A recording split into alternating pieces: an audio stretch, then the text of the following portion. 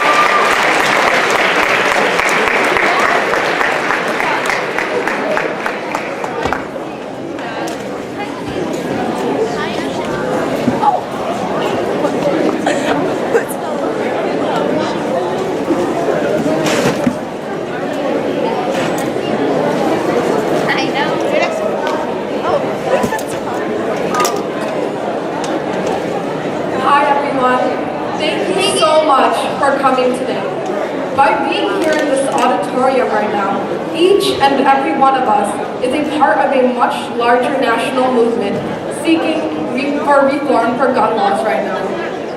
I just wanted to start by saying that this Speakout is not just a rant. No, it is a mobilization effort. The time for action is now. Please take a look at the flyers being passed out right now. We hope that the Speakout will motivate each and every one of you to get in touch with your local representative and take a stand. Also, please share your feelings with us on the half sheets of paper being passed out right now. We hope to incorporate your thoughts and feelings in the letter we will be sending to Congress, which will be signed as the teenagers from Novi High School. If you would like to see the final letter, please write your email down on the paper. It is time for shootings to stop and for students like us to feel safe in our own classrooms. We are the future and we are not going to stand by. Now, I would like to introduce you to our first speaker, Unforgotten.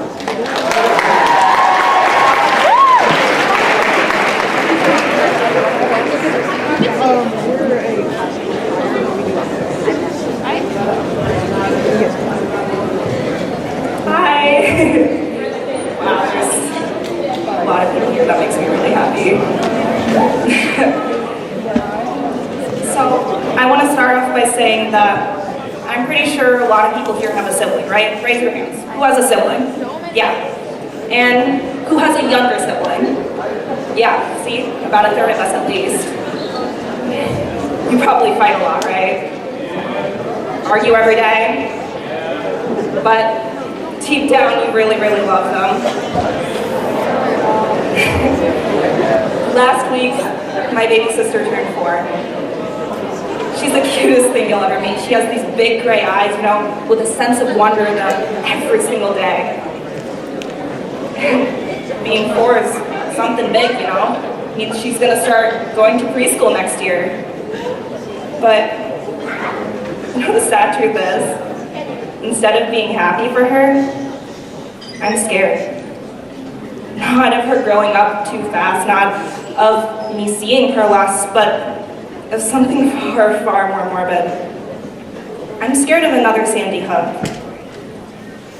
For those of you who don't know, Sandy Hook is known as one of the most traumatic experiences that America has ever gone through. December 2012, when 20 children between the ages of 6 and 7 were shot and killed. Those children barely begun to see the world, barely been able to start shaping who they are, who they would become, and who knows what they could have accomplished. But no. Someone decided to take the power of life and death into their own hands, brutally murdering them all. America itself is one of the greatest democracies that we've ever known. And it's true, we've had a history of violence, but before about 30 years ago, violence didn't exist on such a major scale. So, why the sudden exponential growth? Why the sudden spike? Why can we call ourselves a progressive country if we can't even manage our own citizens, our own people? April 20th, 1999. Does anybody know what day that is? What it signifies? Yeah, the Columbine shooting. Known as one of the worst school shootings in US history and the one that started this whole epidemic. Commonly said to be the one that started this exponential growth. Our generation of students, the millennials and us, Generation Z, can name more school shootings than a child of 40 years ago. We can name more school shootings than US presidents. Columbine, Parkland, Sandy Hook, Las Vegas, just recently in our own state, Central Michigan University. And I mentioned Generation Z. That's us. We are Generation Z, the generation born in the midst of the technological era. However sad it is, though, that's not our main defining factor anymore. We are the generation that has never known peace. Terrorism has existed all over the world for so many generations, but after 9/11, everything changed. I say that we have not known peace, and that is a bit of a lie because, as we all know, ignorance is bliss, and as children, we didn't really realize what was going on and what was happening. But that single epiphany on how the world truly works, how the dangers of the world work, that's coming earlier and earlier, year by year. Generation Z is built up of young men and women that have to mature and face the reality of the world much, much too early. Most people argue that we can't stop it. Most people that want to stop it are one of two things. They are at a loss of solutions, or they are our age, just kids, or barely adults. But who's to say that we can't stop it? Safety must be guaranteed, not handed to us on a silver platter with a pat on the back saying, oh, everything's gonna be okay. Everything's not okay. I call BS. We call BS. You have no idea how much impact we can have. Amazing young men and women have organized this rally, and so many more amazing performers and speakers are here today. Yet you do not need to organize a rally or speak in front of 1,000 students to make your mark. Call for reform. Call for change. Contact your representatives, your senators. Contact our president, our government. Tell them that there needs to be background checks performed. Tell them that there needs to be more mental health awareness. Tell them that we call BS. Above all amendment rights comes a social norm, a societal right, a law of human nature, a law of the universe, the gift of life. Nobody in this world has the right to take away that gift, the right to take away a life for the things that have happened in their own life, for their own mistakes, their own hurt. Increase awareness in mental health and in gun reform. Because we are the next generation to shape the world, and one call for change will create the butterfly effect that we so badly need. We do not want to just reduce casualties, no. We want to eliminate shootings altogether and think of the past for future generations to come.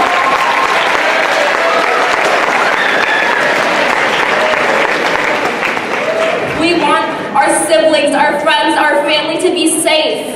Yeah. We want ourselves to be safe. We want an education where we can come, be happy, learn, make friends. Not where we're scared that, what if it's us next? What if it's our sister, our brother, our friend? What if it's our family that has to live with the fact that we may not be there anymore? Leaders of the government, leaders of Congress, I speak to you now and urge you for a simple request, one plea. Please stop this horrid divide between the nation and give us happiness, hope, peace, freedom. Make it so that I do not have to be scared for when my sister starts school in September, but rather happy as I see her grow up and turn into the beautiful and intelligent young woman I know she's going to be. Make the guarantee of safety given to us 100%, more than 100%. Make it so that we no longer have to call BS. Thank you.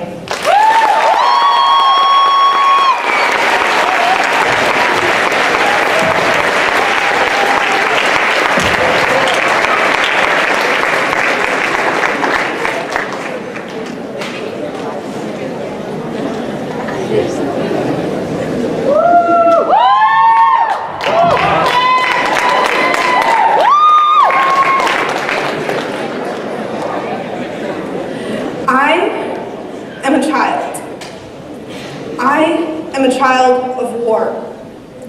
I was no more than a baby when the world came crashing down with the Twin Towers, when our fragile senses of peace and security were destroyed with New York City. I have known nothing but war. I am a child of hate. Hate for the way people speak, the way they dress, the God they worship, their gender, their sexuality. Hate because we fail to understand that we are all human. I am a child of violence. I have seen juvenile fights and skirmishes grow and evolve into assault and murder as we grow and evolve into adults. I have seen children as young as 5 murdered for attending school on the wrong day. God knows what the survivors have to deal with after the cameras pack up and leave. I am a child of ignorance. I have been told that I don't understand, that this isn't something a child should be talking about, that I shouldn't have a voice.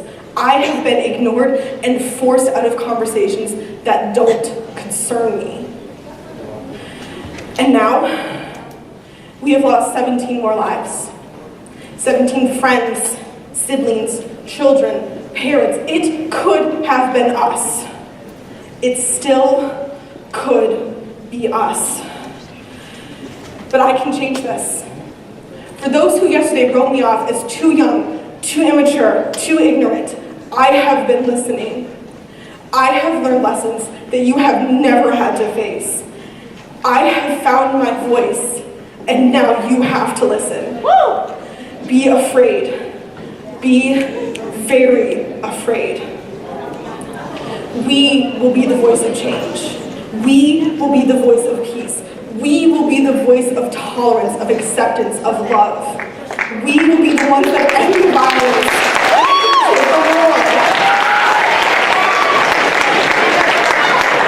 Because we are willing to sacrifice. We are willing to fight. We are willing to bend to your forces, but we will not break. We will stand back up, and we will grow stronger. All in the hope that one day I can hear someone say, I am a child, and that is all I have to be. Thank you.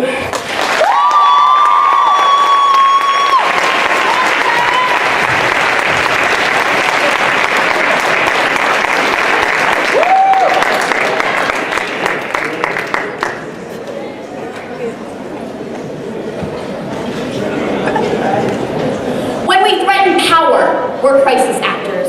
When we question decisions, we're clueless. When we reject authority, we're extremists. Today, you and I are fighting for our political power because our country is driven by the views of our elders. Our lack of direct impact on the political system is the central reason for our fight. We can't vote to kick out representatives that don't encapsulate our viewpoints, nor can we vote in those who do. It's an exhausting fight for power, but there is one thing that we have always had the power to do. We have always had the power to be kind. Nicholas Cruz, the Parkland shooter, was an outcast. He had few friends and he was ostracized by his peers. Adam Lanza, the Sandy Hook shooter, was described as being quiet and socially awkward.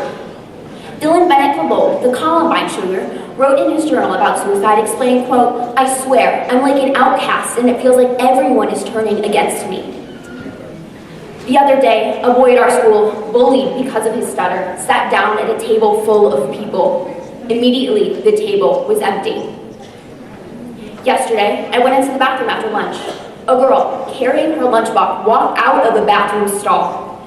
Every corner I turn, I hear whispers rejecting our classmates for not following societal norms, like talking to someone they aren't supposed to or for their seemingly absurd interest in video games. Not everyone who feels isolated becomes a mass shooter, but many mass shooters feel isolated. Each and every one of us has the power to stop this isolation we see in our own halls.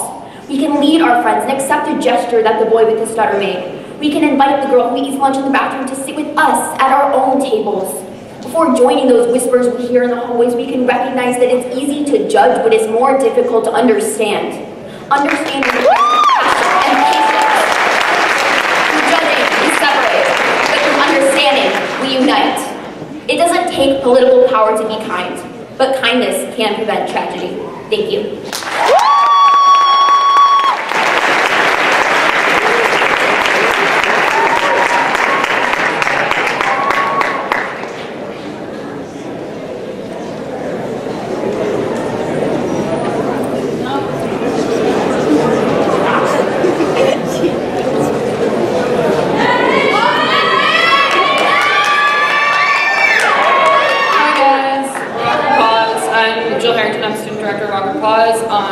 This is a self-written piece, so this was written by people in this piece.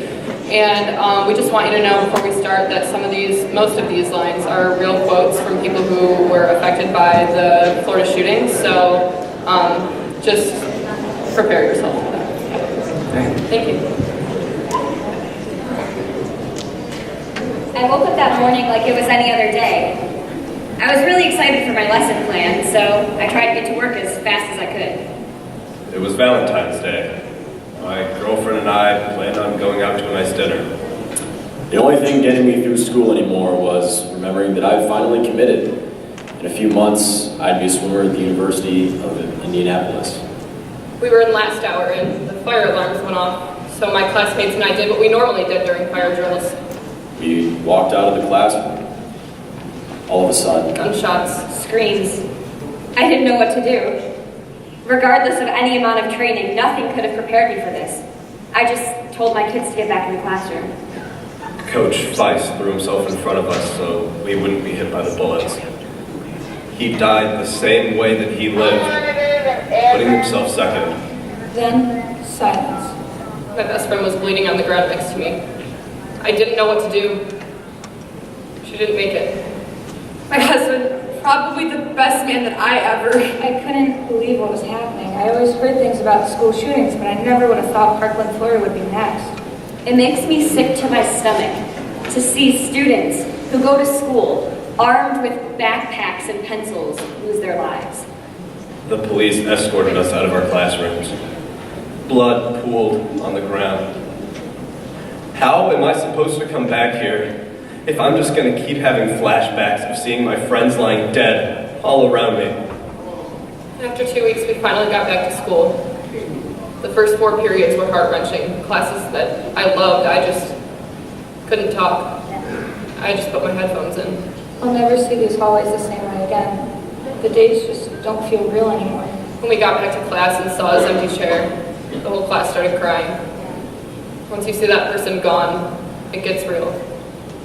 We cried together. We held each other. We comforted each other. It was what we all needed. A school that was once filled with laughter in its hallways will now and forever be remembered to the citizens and residents of Parkland as a graveyard, and to everyone else, a statistic.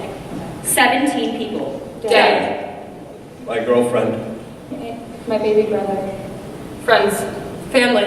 Dead. 45 days. 18 school shootings in 45 days. Maybe these kids could have changed the world. And maybe Maybe they just did.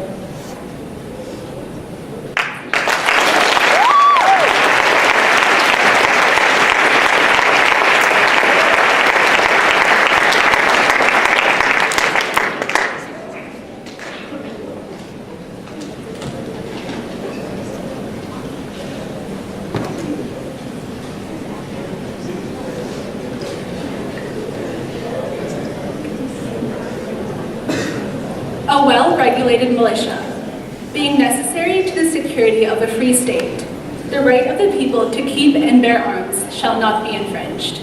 This, word for word, is the Second Amendment to our Constitution. It's also the first defense of many pro-gun individuals who cry, "It's my Second Amendment right." For those of you who don't understand what this crucial piece of our American identity means, let's break it down for you. A well-regulated militia. This phrase can be directly translated to a satisfyingly controlled group of civilians who are armed in the case of an emergency. But does this sound like Nicholas Cruz? Does this sound like Adam Lanza? Or Dylan Roof? Does this sound like any underage, mentally unstable individual who is always suspected of danger? For those of you taking a while to reach a conclusion, the answer is no. The next part of the Second Amendment states, being necessary to the security of a free state. This is implying that weapons should only be used when protecting a free state. Therefore, they are best used in situations that protect our nation's or community's freedom from danger. Now, explain to me how exactly allowing a mentally ill 19-year-old to carry a gun protects a free state? Easy answer, it doesn't. We can conclude that the Second Amendment does not, in fact, allow young people to carry lethal weapons. The last part of the Second Amendment states the right of the people to keep and bear arms shall not be infringed. Now some of you may be wondering, how can you possibly argue for gun reform when the Constitution literally says that everyone can have guns? But before you get carried away, hear us out. Not a single person pushing for gun reform wants to infringe on this right. The Constitution implies that people obtain their weapons in a legal manner. This foundation for our laws does not account for the unlawful. If you are a law-abiding citizen with a clean record and stable mental health, you are more than welcome to purchase a handgun or any weapon of the sort. Extra regulations should not be a problem for you because you follow the rules, right? And if you think that you're not going to be able to get a weapon with stricter gun reform, then there's probably a reason why. These restrictions are put in place to make our nation safer while ensuring that people still get to enjoy their basic rights. While the Second Amendment is an integral part of our American culture, keep in mind that it was written 250 years ago. Keep in mind that the Constitution is a living, breathing document. Keep in mind that as times change, our perception of fundamental rights and the extent to which these rights go must change as well.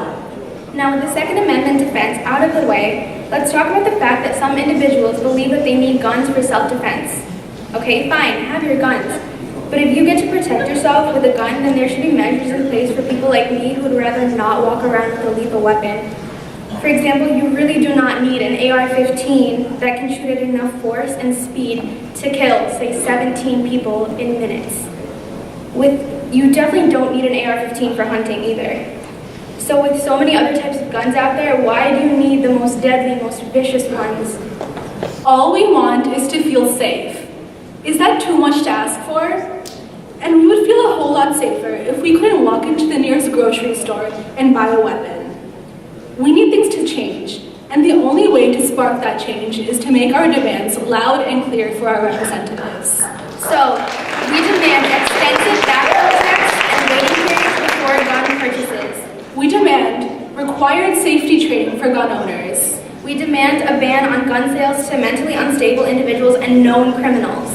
We demand a ban on all assault and assault-style weapons. We demand a ban on gunshots and silencers. We demand a limit to how much ammunition a person can purchase at one time. We demand that all states change the minimum age to purchase a gun to 21. We demand more funding for the mentally ill. We demand that those who are reported to the authorities are thoroughly investigated. We demand gun-free zones in schools and other public resource areas.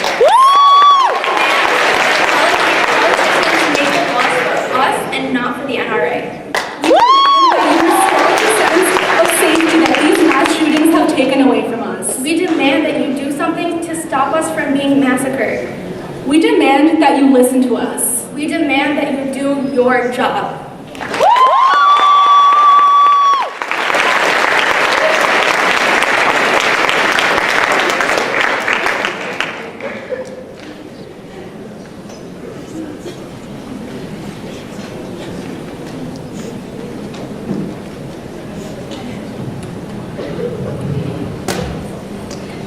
The first 3 months of 2018 have been marked by 14 school shootings. 14 shootings which have taken the lives of dozens of innocent children. How many students have to die before a change is made? Will our government allow another Parkland to happen? What is more important to our congressmen, money or our lives? The NRA is a plague that has been a barrier to gun reform for the past 40 years. By pouring money into the pockets of congressmen, the NRA holds their votes in a steel grip.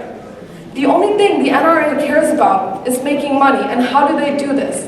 By making sure that people are still buying guns. This is why the NRA staunchly opposes any effort to regulate guns and make sure that background checks are easy to pass. In our very own state of Michigan, a background check isn't required when buying from a private seller. This is not acceptable.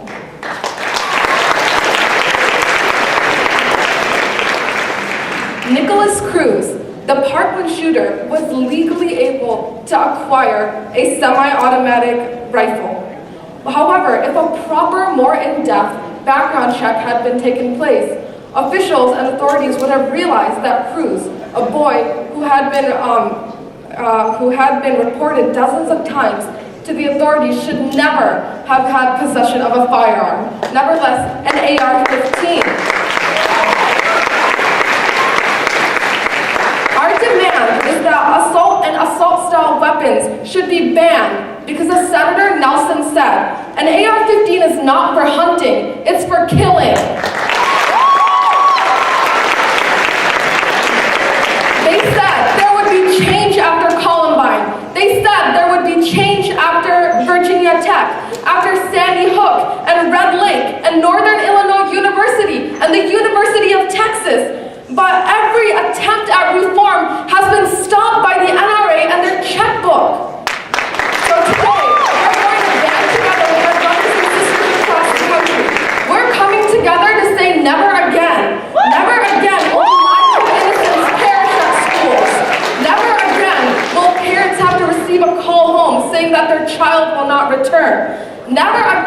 will we have to fear for our own lives in our own classrooms? They say, by the people, for the people. Well, we are here today to remind our congressmen that we are the people of the future. This is not just a fight for gun reform. This is a fight for our lives. It is now time for us to call upon our members of Congress to fulfill their responsibilities and choose what is more important, money or the future of this great nation. Thank you.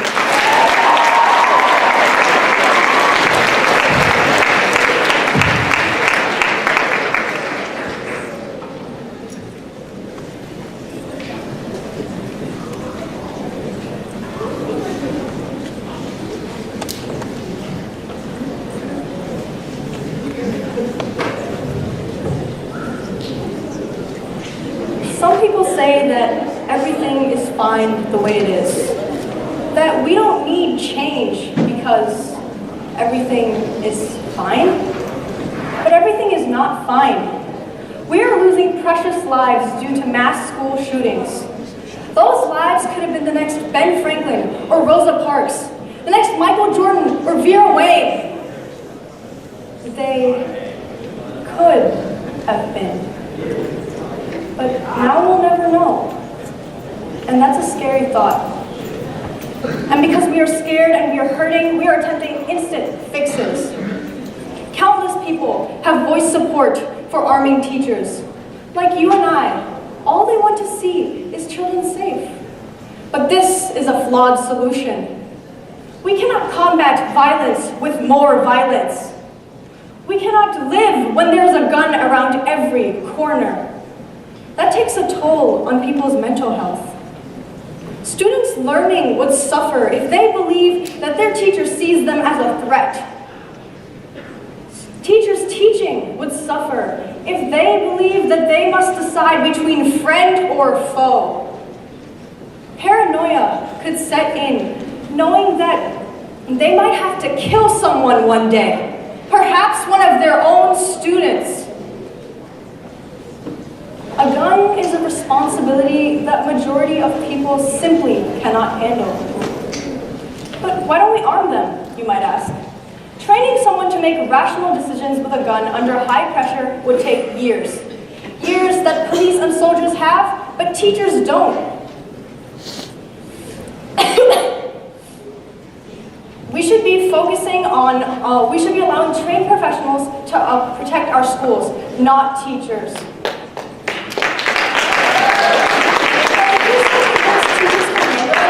Let's fast forward to what a future with armed teachers looks like. No.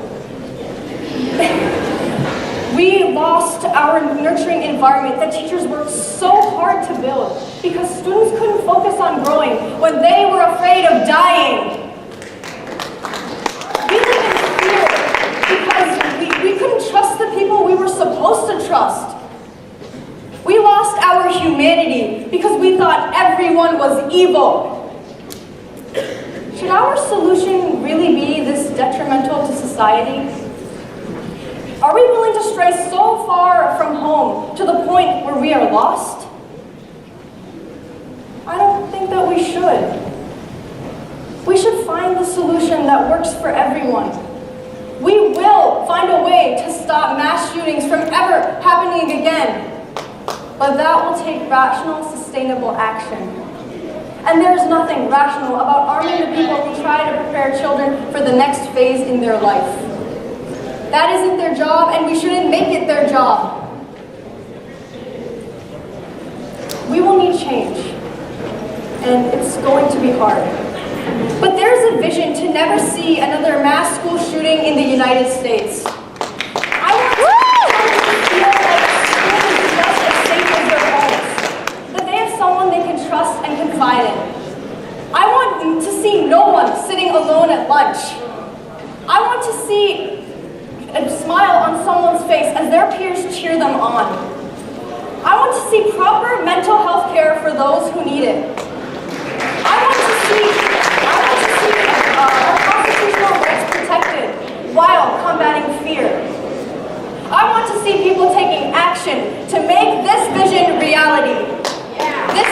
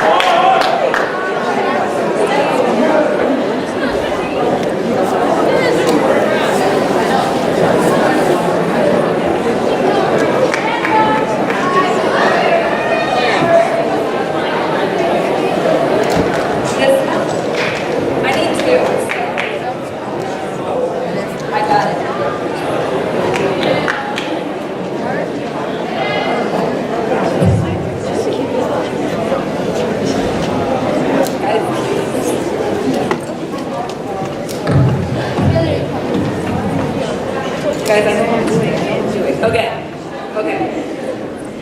So, this is Jordan. I'm going to be doing a song called For What It's Worth by Buffalo Springfield. So, yeah.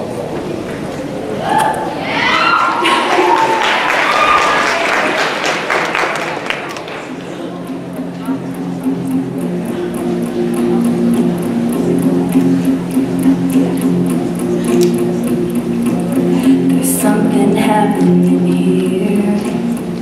What it is ain't exactly clear. There's a man with a gun over there, telling me I've got to beware. I think it's time we start. Hey, what's that sound? Everybody look what's going down.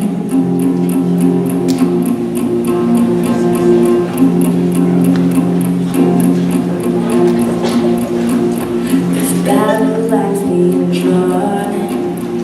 Nobody's right if everybody's wrong. Young people speaking their minds. There's so much resistance from behind. It's time to stop. Hey, what's that sound? Everybody look what's going down.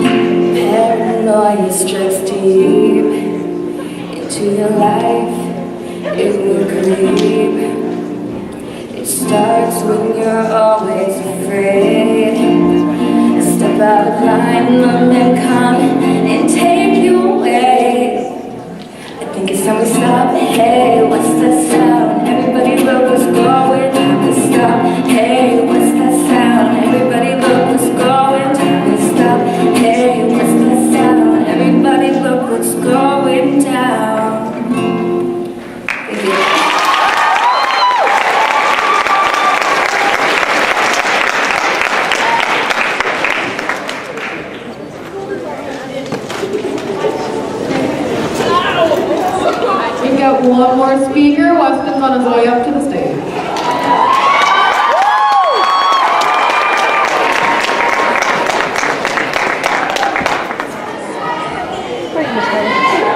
Hello. It's gonna happen. I know. There we go. Okay, so first of all, let me just say, so A-Lunch has started, so you will be marked tardy if you choose to continue to stay. But otherwise, here we go. 2 Tuesdays ago, the United States Senate voted to begin discussion on a bill that would deregulate the largest banks in the nation and reverse many of the restrictions put on Wall Street after the 2008 financial crisis, which was caused by Wall Street in the first place. While we were too young to understand it, it is true that we all grew up during the worst economic crash since the Great Depression. And now the Senate is bowing to the whims of the big banks that put us in that situation in the first place. At the same time, not a single bill regarding gun reform has been approved for even a debate on the Senate floor since the Valentine's Day Massacre at Marjory Stoneman Douglass High last month.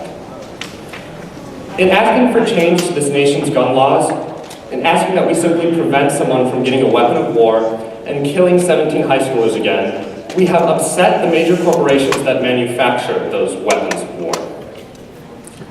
The gun manufacturers don't want to see meaningful gun reform because they want to keep making money off of weapons like the AR-15 that was wielded at Parkland, at all costs, including the cost of human lives. Meanwhile, our government can't seem to create any kind of gun reform because it has been swamped with lobbyists and corporate money that have stolen many of our politicians away from us and made them into puppets. As it is right now, the status quo of America's political process can be summed up with just one word: greed. The greed of corporate America on one hand, constantly trying to buy politicians and the major institutions of this country in order to rig the game further and make even more money for themselves.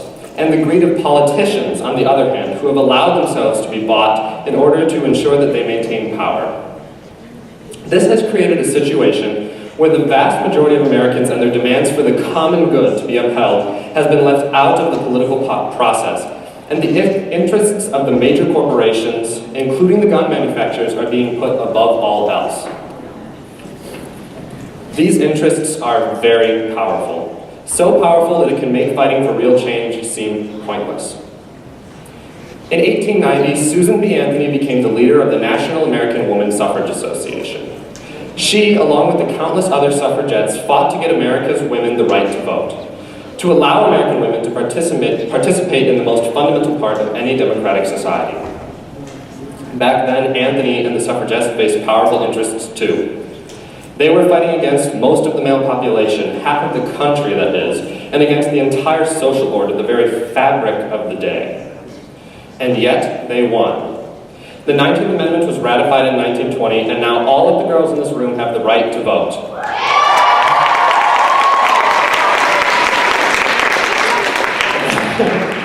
And how did they do it, even when they were up against such discouraging odds?